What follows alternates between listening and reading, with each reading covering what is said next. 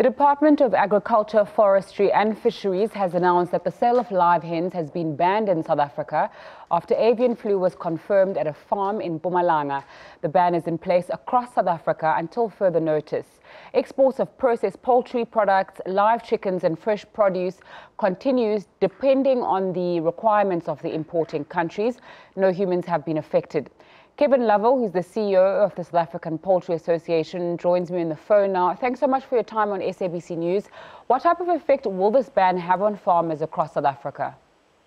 It will have a significant effect because what DAF is trying to do, the Department of Agriculture, Forestry and Fisheries, is to stop the spread of the disease. With the way nature of the disease, it comes from wild birds, and then once it started, humans become the most important way of it spreading further.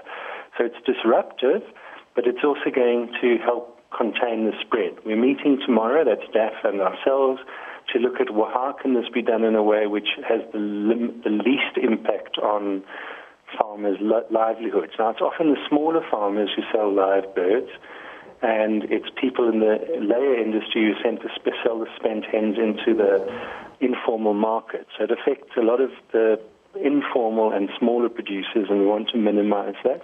There are different techniques, and we're going to thrash those out tomorrow.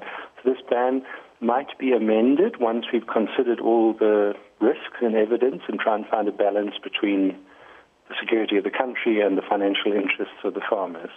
Can you take us through, the department has banned the sale across the country despite the outbreak only being in Mpumalanga. What steps need to be taken to ensure that the spread perhaps doesn't spread? You can't stop the wild birds flying. So this disease was brought from European migratory birds, and it appears from the information that we have at hand that it's now been left behind by those birds because they've already gone back, or they're on their way back to Europe. And it's now in local birds, meaning that any kinds of contact between those birds and poultry is a risk. We're going to look at actually mapping exactly where the virus is and where the virus isn't. And we'll just have to take it one step at a time. It's the first time it's been in chickens in South Africa, and DAF is right to act very conservatively because that's their job, is to look after disease status in the country. They've got to take money into account, but disease must come first. And exports have not been affected so far. Do you think that this will continue? There's an international protocol that when you have highly pathogenic avian influenza, that you can stop trade in raw poultry. In processed poultry where you've cooked it or pre-cooked it, that's not an issue. But then we have a system called compartments in South Africa. So all countries are allowed to, that believe in our compartments, are allowed to ask for further assurances, and then we believe they should continue with trade. But they're within their rights to ask for those assurances now.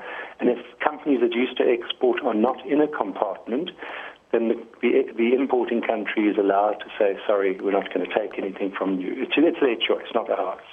Thank you very much. Kevin Lovell, CEO of the South African Poultry Association, joining me over the phone there, speaking about that live ban.